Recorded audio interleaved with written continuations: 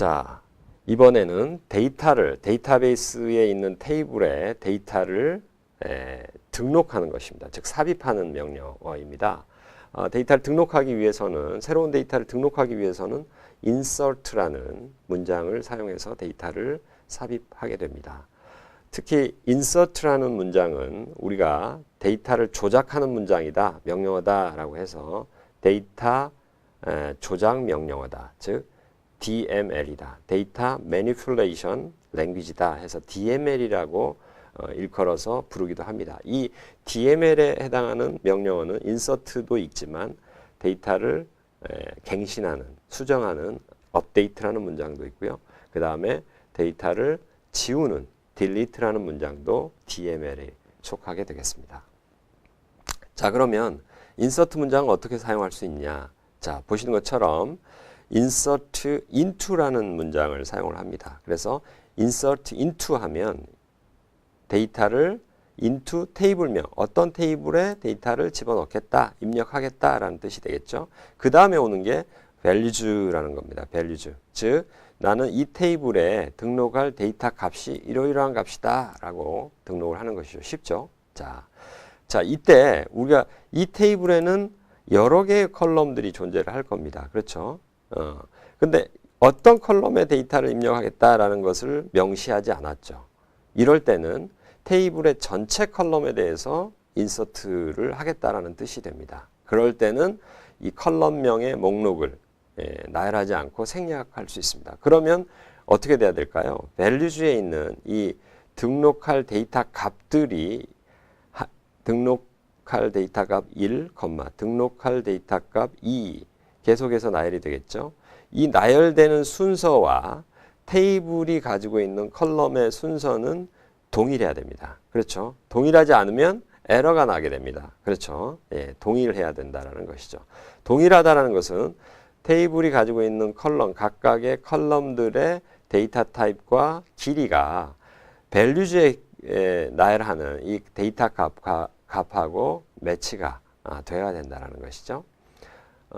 또 하나의 이제 우리가 쓸 수 있는 게 위에 인서트 문장과 동일하지만 밑에 있는 이 인서트 문장은 insert into 테이블명 가로 열고 컬럼명을 이렇게 나열합니다. 이 컬럼명을 나열한다는 것은 실제 테이블이 가지고 있는 전체 컬럼을 나열할 수도 있지만 일부 컬럼만 내가 등록을 하겠다라고 하면 일부 컬럼만을 등록을 하실 수 있습니다. 단 이때 우리가 주의해야 될 것은 이 테이블들이 가지고 있는 각각의 컬럼들은 우리가 테이블을 생성할 때 어떤 컬럼은 반드시 값이 들어와야 된다, 즉 낱널 컬럼이다 라고 등록을 하게 되면 이 테이블의 그 컬럼에 해당하는 값은 새로운 데이터를 등록할 때는 반드시 이 values에 그 값이 존재를 해야 됩니다.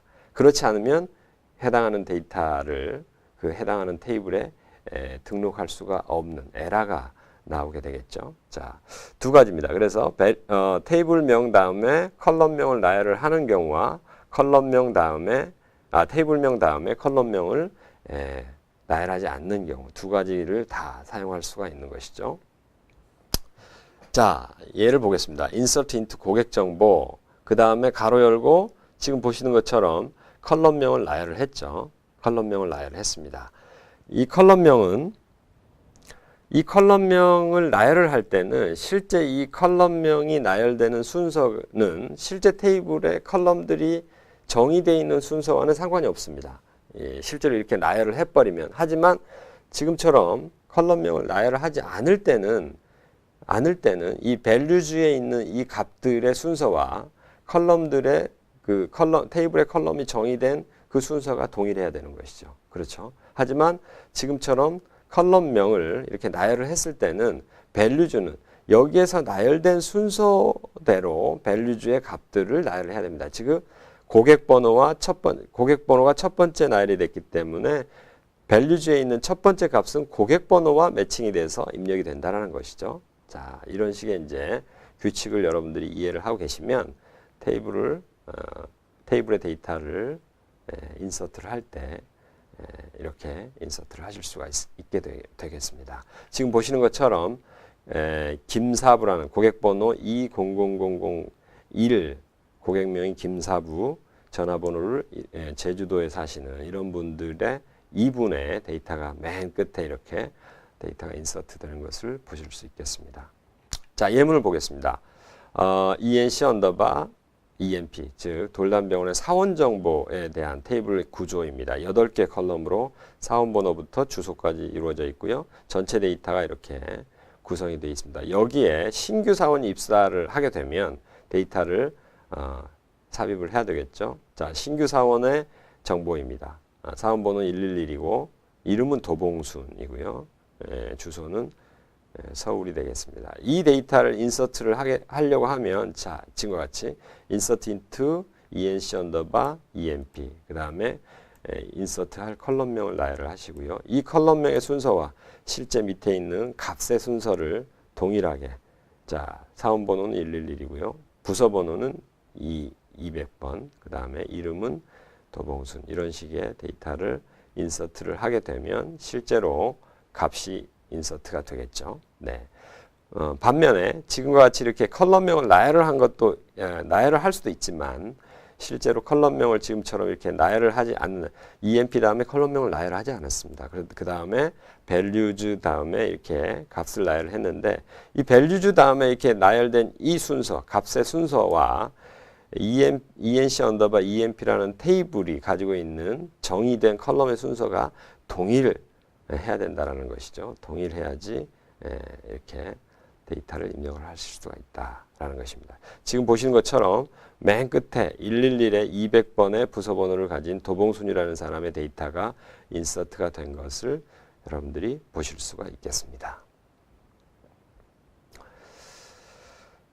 자, 보시면 컬럼명을 일단은 지정을 해서 우리가 실습을 한번 해보겠습니다. 지금 사원번호가 202번, 그 다음에 월급여는 25만 원, 그 다음에 사원명은 전창영, 부서번호가 103인데 있다. 즉 아까 보신 것처럼 ENC 언더바 EMP라는 테이블의 컬럼은 이거보다 훨씬 많았습니다. 하지만 우리는 이번에 입력하고자 하는 것은 4개의 컬럼의 데이터만을 입력을 하고자 하는 것이죠. 자, 그랬을 때는 실제로 이런 식의 SQL을 쓰실 수가 있겠습니다. ENC 언더바 EMP 그 다음에 컬럼명을 이렇게 나열을 해야겠죠. 4개의 컬럼만을 인서트를 하려고 하는 거기 때문에 자, 이렇게 SQL을 구사를 하실 수가 있겠습니다. 반면에 내가 컬럼명을 지정하지 않겠다라고 하면 어떻게 됩니까? 이 테이블이 가지고 있는 전체 컬럼에 대한 데이터를 다 인서트를 해야지만 지금처럼 컬럼명을 나열을 하지 않고 지금 보시는 것처럼 컬럼명을 나열을 하지 않고 데이터를 입력을 하실 수가 있는 것이죠. 자, 여기서는 지금 이제 컬럼명을 나열을 했습니다만 이 컬럼명을 나열을 한 것을 여기서는 생략을 하더라도 실제 데이터가 인서트가 되게 됩니다. 자, 실제 EMP 테이블을 한번 보시겠습니다. 자, EMP 테이블에 이런 데이터들이 지금 존재를 합니다. 지금 우리가 입력하고자 하는 최선영이라는 사람의 데이터는 현재 존재하지 않습니다. 그렇죠? 자, 그러면 이 데이터를 실제로 한번 입력을 해 보겠습니다. 아까 말씀드린 것처럼 여기에서는 전체 컬럼들을 다 나열을 했기 때문에 순서대로 나열을 했기 때문에 이 우리가 컬럼 값을 이렇게 실제로 지정하는 것을 생략을 하더라도 이 데이터는 입력이 돼야 됩니다. 자, 실행을 해보면 자, 한 개의 행이 영향을 받았다. 인서트가 됐다라는 것이죠. 이 상태에서 우리가 ENC 언더바 EMP 테이블을 조회를 해보면 자, 지금 우리가 입력한 최선영이라는 데이터가 이렇게 입력이 돼서 인서트가 된 것을 보실 수가 있겠습니다. 자, 그러면 위에 있는 우리가 컬럼명을 지정한 전창영이라는 사람의 데이터도 실제로 한번 입력을 해보겠습니다. 카피 하시고요. 여기에서 붙여넣기를 하시고 실제로 실행하면 자, 한 개의 명령이 완료됐습니다. 한 개의 행이 영향을 받았습니다. 라고 합니다. 실제로 입력이 됐는지를 한번 살펴보겠습니다. 자, 전창영이라는 사람. 우리가 컬럼에 지금 SQL이 아까 보시면 4개의 컬럼만 enc 언더바 NO, 그 다음 emp 언더바 NO, 그 다음에 cell, emp name, dpt NO 이 4개의 컬럼만을 우리가 인서트를 한 것이죠. 자, 그러면 보시는 것처럼 실제 데이터도 emp NO, dpt NO, 그 다음에 emp name, 그 다음에 cell, 그 다음에 나머지 우리가 컬럼 값을 지정하지 않은 나머지 컬럼에 대해서는 데이터가 입력이 되지 않은 것을 보실 수 있습니다. null이라고 표시가 되어 있죠. 이 부분 데이터가 실제로 입력이 되지 않은 것입니다. 그렇죠. 자, 이런 부분들을 여러분들이 기억을 하시면, 반면에 아까 최선영이라는 이 사람에 대한 데이터는 전체 컬럼에 대해서 우리가 다 데이터를 부여를 해서 인서트문을 실행을 했기 때문에 전체 컬럼들이 다 이렇게 인서트가 되신 것을 보실 수가 있고요. 아까 전창영이라는 사람의 데이터는 4개의 컬럼에 대해서만 우리가 값을 부여를 해서 인서트를 날렸기 때문에 실제 나머지 우리가 부여하지 않은 컬럼에 대해서는 null 값이 이렇게 인서트가 된다. 실제로 데이터가 입력이 안 됐다라는 것을 보실 수가 있게 되겠습니다.